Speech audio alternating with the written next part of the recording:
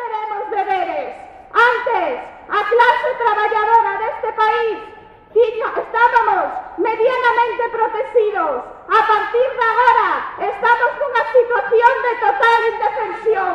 Despedir os trabajadores y trabajadoras que en un periodo de 2 meses.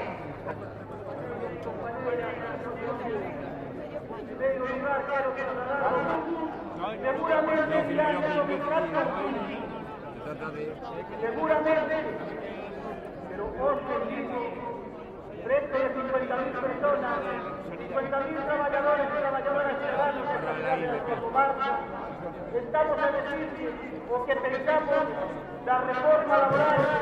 Este señor está barrendo los derechos de trabajadores y trabajadoras de la función pública. E isto está pasando ao longo de todo o Estado.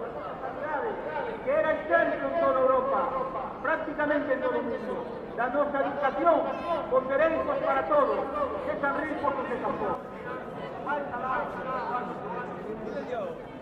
Donde desaparece, donde son 20 artistas